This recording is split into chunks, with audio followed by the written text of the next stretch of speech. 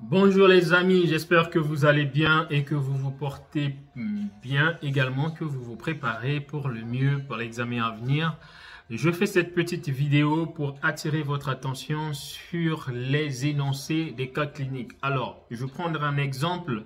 Chez les personnes âgées, on peut proposer un cas clinique sur une décompensation cardiaque, une infection pulmonaire, une infection urinaire au premier plan, et lorsque l'on décrit les résultats de la prise de sang, on vous glisse subtilement un taux d'albumine qui est à 25 ou 30 grammes par litre.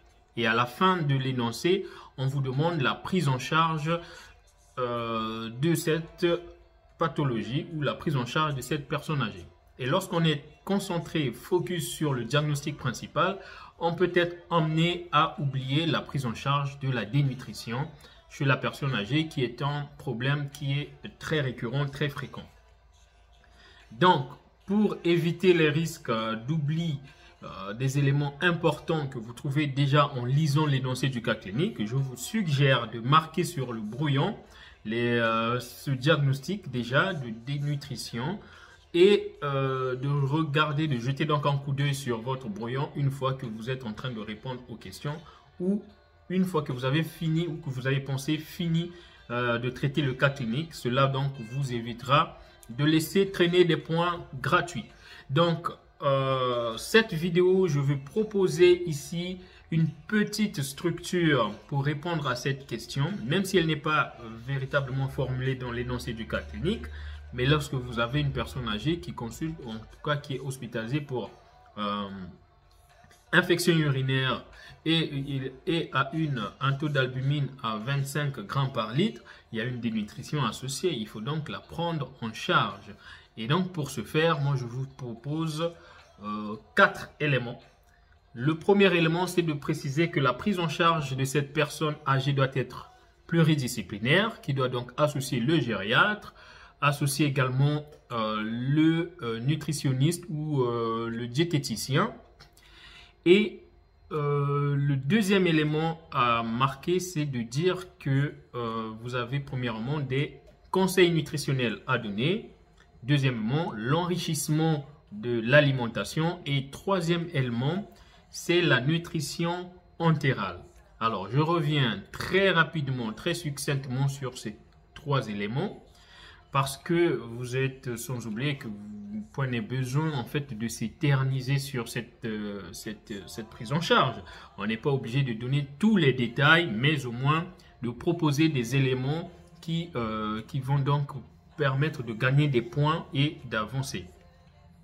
Premier élément, conseil nutritionnel. Les conseils nutritionnels s'appliquent à tout type de dénutrition, quelle que soit l'étiologie, quel que soit le degré de dénutrition, modéré ou sévère, ou même risque de dénutrition simplement. Donc, il s'agit de dire que chez les personnes âgées, il faut éviter les jeûnes prolongés de plus de 12 heures, surtout la nuit. Deuxième élément, fractionner l'alimentation. Donc, les prises alimentaires dans la journée doivent être fractionnées, donc majorer les collations.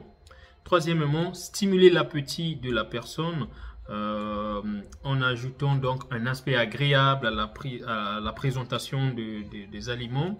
Deuxièmement, on peut ajouter des exhausteurs de goût. Ce sont des produits qui sont vendus sur le marché où on ajoute en fait à l'alimentation ou au repas pour donner plus de goût. Parce que vous savez que les personnes âgées, elles perdent un peu le goût. Et donc, c'est des petits éléments comme ça qu'on peut, quand on a le temps, marquer sur le brouillon. C'est pour ça que c'est important de les retenir et de se construire déjà un modèle figé, si je peux le dire ainsi, un modèle fixe de réponse, de sorte que vous n'aurez pas besoin de réfléchir. Si une question venait sur la dénutrition, vous savez, il faut ça, il faut ci, il faut ça, il faut ci. Vous ne réfléchissez pas et là, ça vous permet d'aller très vite. Parce que sinon, s'il faut réfléchir, oui, il faut mettre les exhausteurs de goût, il faut présenter et faire une belle présentation, ça te perd du temps.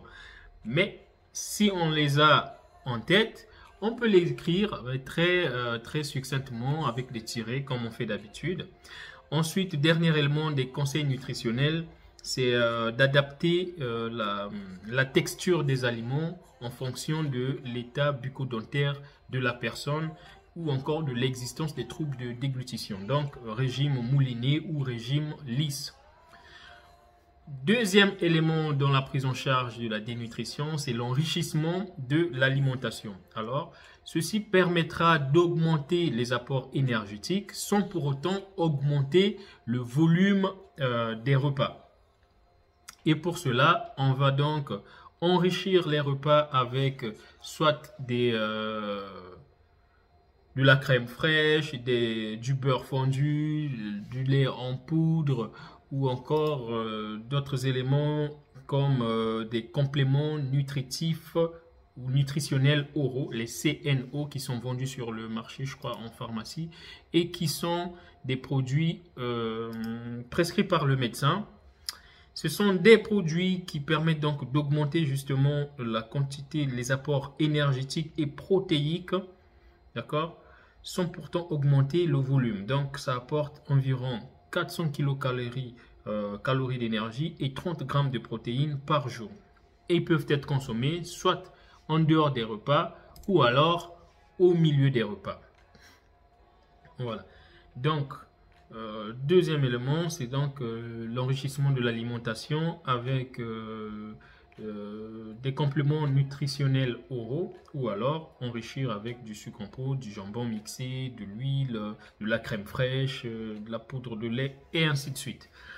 Troisième élément de la prise en charge de la dénutrition, c'est la nutrition entérale. La nutrition entérale, par contre, elle est plus réservée pour des dénutritions assez sévères qui perdurent un peu. Et cela va donc se faire soit en posant une sonde nasogastrique ou encore en faisant une gastrostomie. Et cela permettra donc d'envoyer de la nourriture ou les repas directement dans la sonde et elle rentre dans l'estomac. Voilà.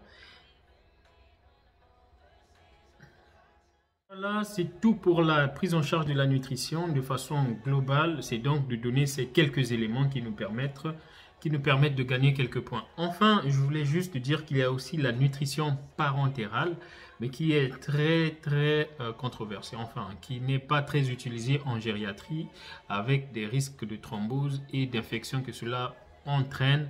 Elle est donc réservée dans des services spécialisés, notamment chez les personnes qui présentent une dénutrition sévère ou une occlusion intestinale ou qui présentent également une mauvaise tolérance à la nutrition entérale. Bref, la dénutrition, problème important de santé chez la personne âgée, c'est un sujet, je pense, que vous devez maîtriser pour être plus ou moins certain de gagner des points au cas où c'est un sujet qui tombe. Donc pour finir, je vous laisse avec deux petites questions. La première, c'est quelle est votre définition de la dénutrition et la classification en fonction du degré. Deuxième question, quelles sont les étiologies de dénutrition ou les facteurs de risque de dénutrition chez la personne âgée? Et on se retrouve dans une prochaine vidéo pour répondre à ces questions. C'est parti.